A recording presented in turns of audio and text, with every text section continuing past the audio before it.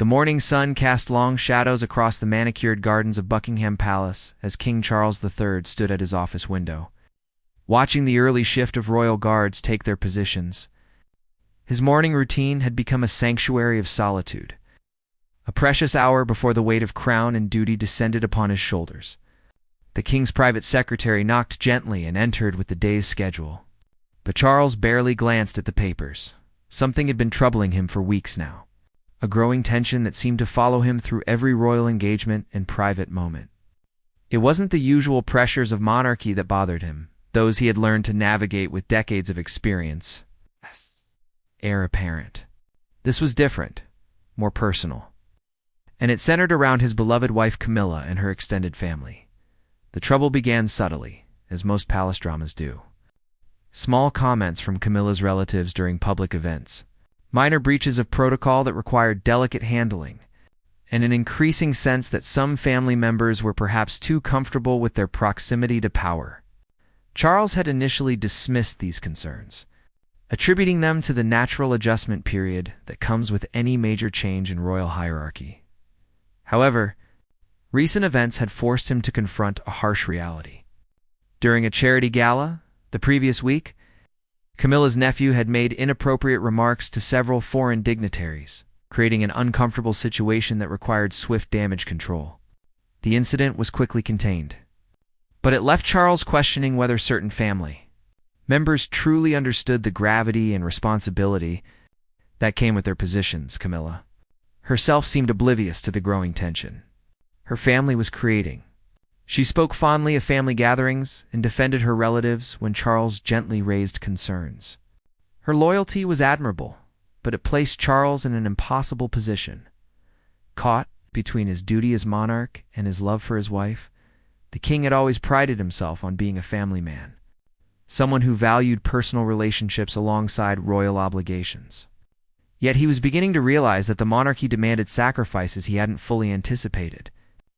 The institution he had inherited was larger than any individual, including himself, and protecting it sometimes meant making painful personal decisions. Palace staff had begun to notice the strain. Charles's usually warm demeanor had become more reserved during family events. He spoke less at dinner parties where Camilla's relatives were present and seemed to retreat into himself during casual conversations. The change was subtle but unmistakable to those who knew him well. His private secretary had discreetly mentioned that several senior advisors had expressed concerns about maintaining proper boundaries with extended family members. The suggestions were diplomatically worded, but the message was clear. Action needed to be taken. Before small problems became major scandals, Charles found himself remembering his mother's approach to such situations. Queen Elizabeth II had always maintained clear distinctions between family and duty, never allowing personal relationships to compromise the integrity of the crown. It was a lesson he had observed, never fully appreciated until now. The weight of these thoughts pressed heavily on his mind. As he prepared for another day of public appearances, he would need to address this situation soon, but doing so would inevitably hurt Camilla and potentially strain their marriage. The irony wasn't lost on him in trying to protect the institution that had finally allowed him to marry the woman he loved. He might have to create distance from the very family that brought her joy. As Charles walked through the palace corridors toward his first appointment, he couldn't shake the feeling that he was approaching a crossroads. The decisions he made in the coming days would define not just his reign, but the future of his marriage and family relationships. The crown, it seemed, demanded its price from everyone who wore it. The tension that had been building within the palace walls finally reached a breaking point. During what should have been a routine state dinner, foreign ambassadors, government officials, and carefully selected guests filled the grand dining hall, their conversations creating a gentle hum beneath the crystal chandeliers. Camilla moved gracefully through the crowd, her years of experience as queen consort evident in every interaction. Charles watched from across the room as his wife engaged with diplomats and dignitaries, her natural charm and wit making each conversation appear effortless. She had truly grown into her role as queen. And moments like these reminded him why he had fought so hard to marry her despite years of public opposition and family resistance. However, his satisfaction was short-lived. Near the ornate serving tables, he spotted Camilla's brother-in-law, engaged in animated conversation with the French ambassador. The man's gestures were becoming increasingly dramatic, his voice rising above the acceptable level for such gatherings. Charles felt his stomach tighten as he recognized the warning signs of another potential diplomatic incident. Moving swiftly, but discreetly through the crowd, Charles positioned himself within earshot of the conversation. What he heard confirmed his worst fears.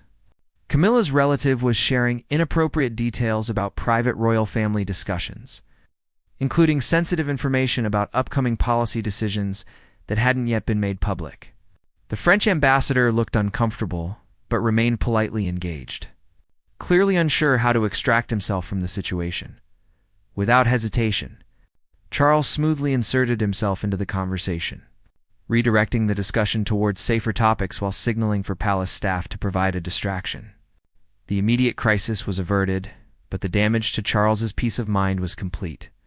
This was no longer about minor breaches of etiquette. This was about potential security risks and the fundamental trust it's required for effective governance. After the guests had departed, Charles retreated to his private study, his mind racing with the implications of what had occurred. He paced the room, stopping occasionally to stare at portraits of previous monarchs who had faced their own family challenges. The weight of centuries of royal tradition seemed to press down on him, reminding him that personal desires had always been secondary to institutional needs. When Camilla finally found him hours later, she immediately sensed something was wrong. Her husband's usual warmth was replaced by a distant formality that she hadn't seen since the early days of their marriage. She approached carefully, unsure whether to address the obvious tension or wait for him to speak first. Charles struggled with how to begin the conversation he knew they needed to have. He loved Camilla deeply and had no desire to hurt her. But the events of the evening had crystallized his concerns into unavoidable reality. The monarchy's survival depended on maintaining public trust and diplomatic relationships that could be destroyed by careless words or inappropriate behavior. He began by recounting the evening's incident. Watching his understanding and then dismay crossed Camilla's face. She defended her family member initially, suggesting that perhaps the ambassador had misunderstood or that the conversation had been taken out of context. But as Charles provided more details, her protests grew weaker. The conversation stretched late into the night, with both of them struggling to find a solution that would protect the monarchy while preserving family relationships. Camilla argued for giving her relatives another chance, perhaps with additional guidance about appropriate behavior at royal events. Charles found himself in the painful position of explaining why second chances might be a luxury the crown couldn't afford. As dawn approached, they had reached no resolution. The gap between their positions seemed unbridgeable. Camilla couldn't understand why family loyalty should be sacrificed for institutional concerns, while Charles couldn't ignore the growing risks to the monarchy's reputation and effectiveness. Both went to bed that morning, carrying the weight of an argument that neither had won, but both had lost. The following weeks brought an uncomfortable change to the rhythm of palace life. Charles began implementing subtle but unmistakable restrictions on Camilla's family's access to royal events and private gatherings. Invitations that had once been automatically extended were now carefully considered and often declined. Family members who had grown accustomed to attending state functions found themselves excluded from guest lists. Camilla noticed the changes immediately, but initially said nothing. Hoping that her husband's concerns would fade with time, she continued her royal duties with professional grace, but those closest to her could see the strain beginning to show. Her laughter seemed forced during public appearances, and she often appeared distracted. During private conversations with staff and friends, the situation became more complicated when Camilla's sister called to complain about being excluded from a cultural celebration at the palace. The conversation quickly escalated into a heated discussion about favoritism and family loyalty. With accusations flying in both directions, Camilla found herself defending decisions she didn't fully support while trying to maintain relationships that were increasingly under pressure. Charles, meanwhile, was dealing with his own set of challenges. Palace advisors praised his decisive action in protecting the monarchy's interests, but he felt no satisfaction in their approval. Every excluded invitation and restricted access felt like a small betrayal of the woman he loved. He began to question whether he was becoming the kind of cold, institutional figure he had always promised. Himself, he would never become. The stress of the situation began affecting both of their public performances. During a charity visit to a children's hospital, Charles appeared distracted and formal, lacking his usual warmth with young patients and their families. Camilla, normally effortless in such settings, seemed to struggle with maintaining her composure. When a young girl asked innocently about the Queen's family, media, attention began to focus on the subtle changes in the royal couple's behavior. Royal watchers noted that Camilla's relatives had been notably absent from recent public events, and speculation about family tensions began appearing in gossip columns and entertainment news programs. Palace communications staff worked overtime to deflect questions and maintain the official narrative of family harmony. The pressure intensified when an investigative journalist began asking pointed questions about the reasons behind the reduced visibility of Camilla's family members. The palace's standard responses about scheduling conflicts and personal commitments sounded increasingly hollow as the pattern became more obvious to outside observers. Charles found himself trapped between competing loyalties and responsibilities. His advisors urged him to maintain the current restrictions, arguing that any relaxation of standards would invite further problems and potentially more serious breaches of protocol or security.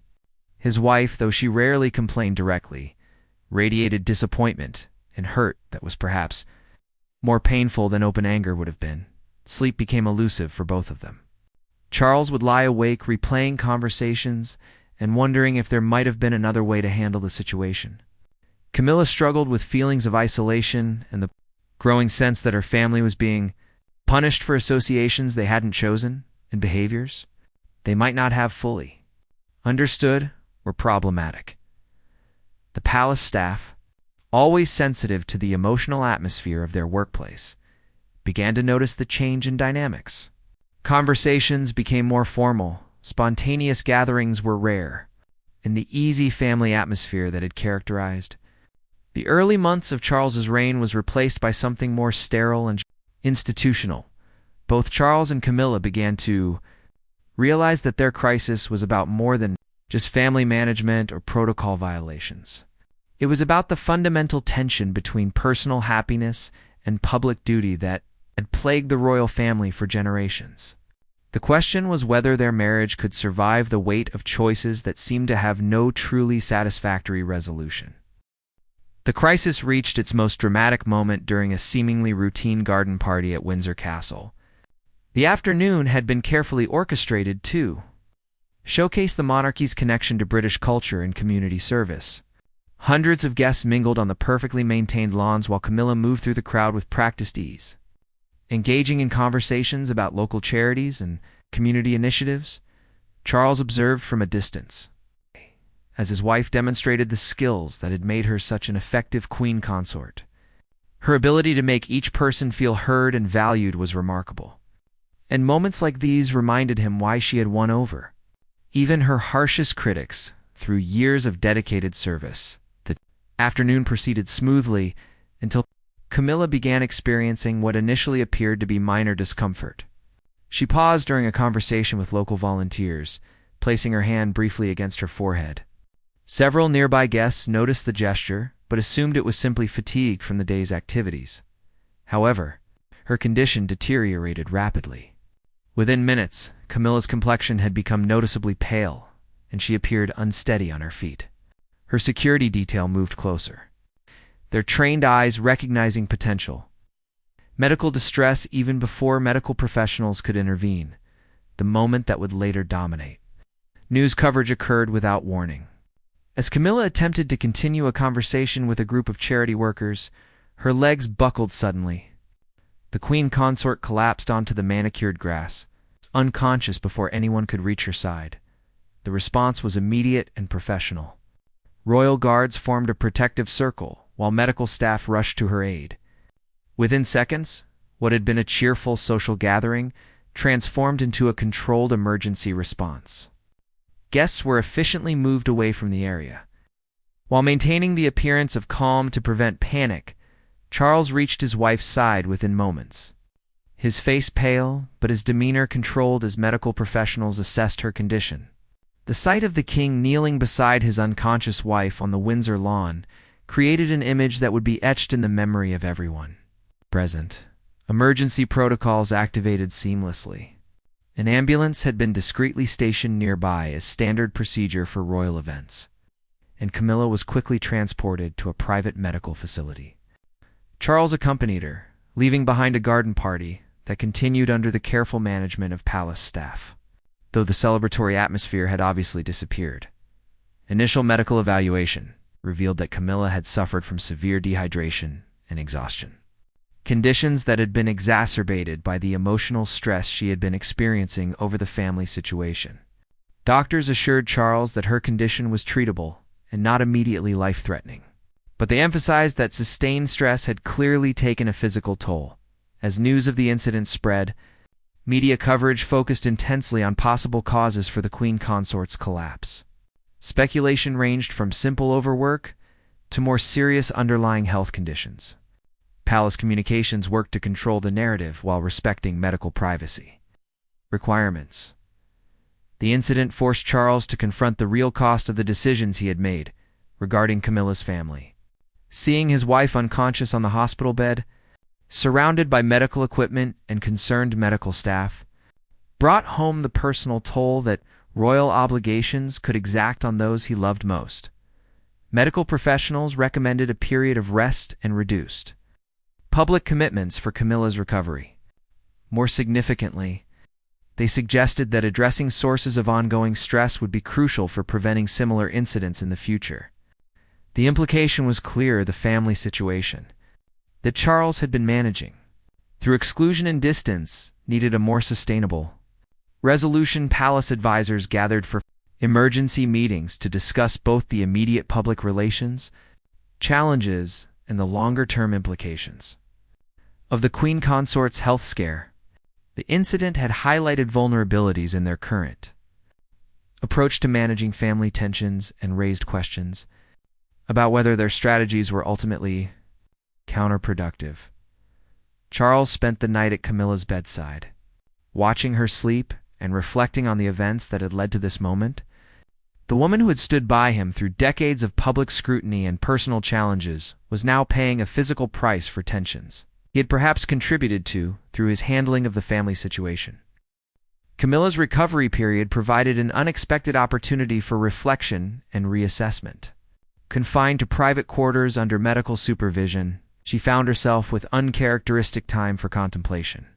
Away from the constant demands of public duty and royal protocol, the enforced rest allowed her to process the events of recent months with a clarity that had been impossible during the whirlwind of ongoing tensions.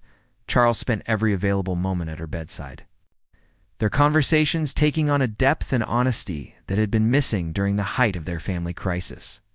Without the pressure of immediate decisions and public appearances, they could finally address the fundamental issues that had created such strain in their marriage. Camilla spoke candidly about her struggle to balance loyalty to her birth family with her responsibilities as Queen Consort. She acknowledged that some of her relatives had perhaps been naive about the weight of their associations with the royal family, but she also expressed frustration with what she perceived as an all-or-nothing approach to managing the situation. Charles, for his part, admitted that his handling of the crisis had been influenced by decades of watching his family navigate similar challenges, often with painful results. He had perhaps been too quick to implement institutional solutions without considering more nuanced approaches that might preserve both family relationships and royal dignity. Medical team treating Camilla provided additional perspective on the situation. Stress-related health issues were not uncommon among royal family members. They explained and often reflected deeper tensions between personal and public responsibilities. Recovery would require addressing not just the physical symptoms, but also the underlying causes of psychological strain. Palace Communications struggled with managing public interest in Camilla's condition while protecting the family's privacy during this vulnerable period. Medical bulletins were carefully crafted to provide enough information to satisfy legitimate public concern without revealing details that might compromise ongoing diplomatic or political relationships. Meanwhile, Camilla's extended family members began reaching out directly, expressing concern for her health and, in some cases, acknowledging their own contributions to recent tensions. Several relatives offered to step back voluntarily from royal events and public associations if it would reduce pressure on Camilla and Charles. These gestures opened new possibilities for resolving the crisis that had seemed intractable just weeks earlier. Rather than imposing restrictions from above, the family was beginning to self-regulate based on a better understanding of the constraints and pressures facing the monarchy. Charles found himself reconsidering his approach to family management. Perhaps the solution wasn't complete separation, but rather better education and clearer communication about expectations and boundaries. Family members, who understood the stakes and responsibilities, might be able to participate appropriately in royal life, without creating the risks he had been so concerned about. The incident at Windsor had also generated unexpected public sympathy for both Charles and Camilla. Media coverage, while intense, had generally been respectful of the family's medical privacy, and public statements from political leaders and international figures had emphasized support for the Queen Consort's recovery rather than speculation about underlying causes. This public support created space for the royal family to address their internal challenges without the additional pressure of negative media coverage or political criticism. It was an opportunity that Charles recognized might not come again and that needed to be used wisely for long-term resolution. As Camilla's strength returned, she and Charles began developing a new framework for family relationships that balanced inclusion with appropriate boundaries.